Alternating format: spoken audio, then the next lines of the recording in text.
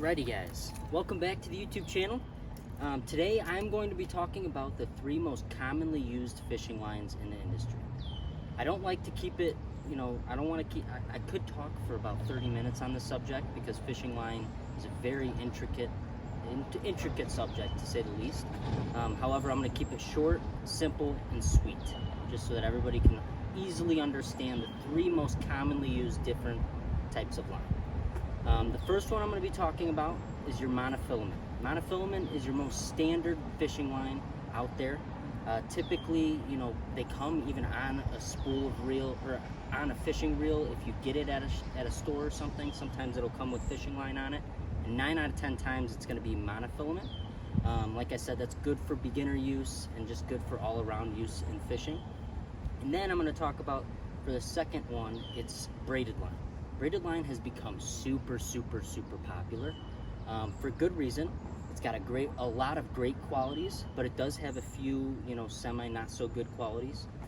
One of the good qualities that it does have, or bad, depending on your situation, is that it has no stretch. It's like a rope. It literally has no stretch at all. The other thing about braided line is that you have to use a specific fishing knot. So typically I like to use a Palomar knot. That's what most guys use in the industry for their braided lines. And then the other thing that I always like to mention with braided line is if you do choose braided line, and if you don't use, a fluorocarbon leader or something, and if you're fishing on the bottom, there's a good chance you're gonna get hung up, right? And every time you try and break off a hook or something off the bottom with braided line, there's a good chance you can cut your hand if you don't use a tool or something. So just keep that in mind. It is rope, it's got no stretch, and it'll give you no mercy on your skin. But then the third type of fishing line, I'm not going to talk about the copolymers and the different, technology that is coming into the industry, every day kind of thing, because every day they're literally coming out with new types of lines. But in a majority, the 3 types of line are fluorocarbon, braided line, and monofilament. And the fluorocarbon is what I'm going to be talking about next. And fluorocarbon is an awesome type of line. However, I will say you will run into some complications depending on what you're using it for. If you use it as like a main spool of line, it can be an issue sometimes, but it can also be really nice in a lot of scenarios and for a lot of different techniques. It's got a lot less stretch than the monofilament. Monofilament will stretch a good amount, while the fluorocarbon will not stretch as much, but it does have a stretch, and virtually it's clear, 100% clear.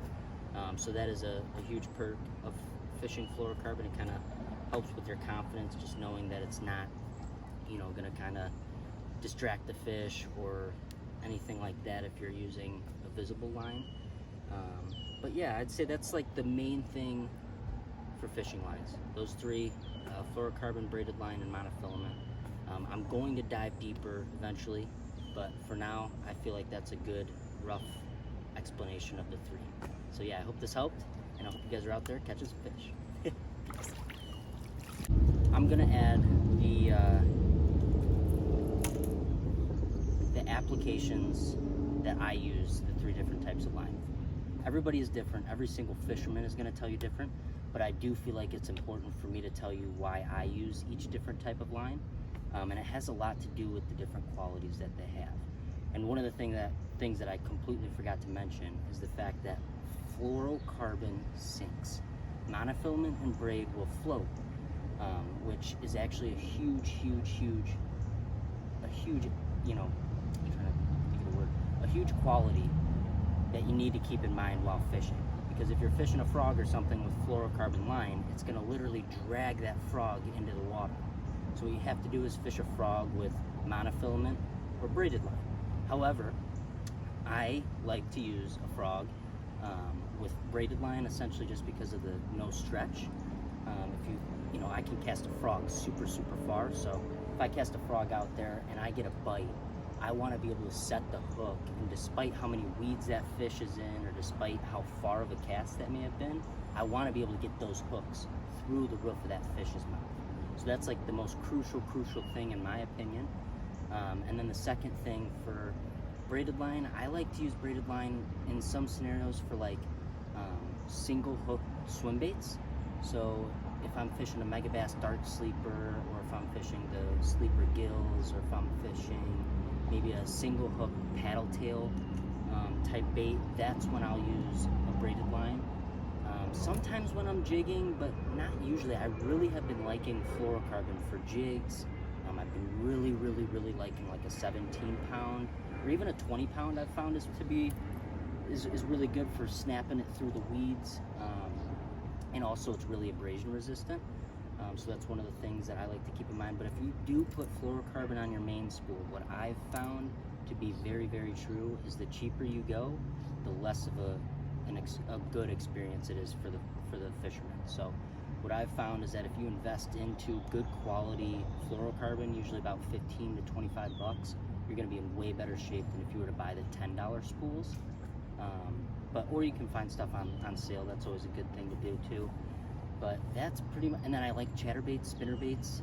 I like the little bit of stretch for those types of baits. So fluorocarbon works really well. 14 pound for me. And then I've also been dabbling with crankbaits, a 10 pound fluorocarbon for that. And I've been really enjoying it. I've also tried monofilament for my crankbaits because you want to, in my opinion, like in this scenario, you want to have, with treble hooks, you want to have some stretch. That way the fish can kind of move around, jump, and you're not going to necessarily lose the fish because there's no stretch like braid. So I genuinely think that's super important, and I really like to use Trilene XT for a lot of my crankbaits and jerkbaits and stuff. But I'm starting to use fluorocarbon, like I said, and I'm enjoying it. I think it's a little bit more sensitive. However, I do miss some fish, like in my kayak, for example. If it's close range and they hit like right next to the kayak, sometimes I'll miss them. And I think that might be because there's not as much stretch in the line. But yeah, for like Texas rigs and stuff like that, I think it doesn't really matter. But you know, if I were to throw a Texas rig, I don't throw too many of them if I'm being honest. But if I were to throw a Texas rig, I would probably throw it on like a fluorocarbon of some kind, like kind of similar to like a chatterbait rod, medium heavy, 14 pound fluorocarbon, something like that. Potentially I'd maybe do a full braided application, but that's only if the pond is real dirty or something like that. I'm trying to think. Oh yeah, for my big swim baits, I've been really loving 20 pound fluorocarbon, but I also really liked 50 pound braid. So I'm thinking about going back to having one set up for 50 pound braid and then having another setup for 20 pound fluoro. And then potentially next season I want to try monofilament, like the big game. I've heard that stuff is really good for swim baits.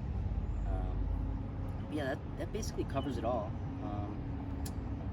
Yeah, I'd say for the beginners, stick with monofilament.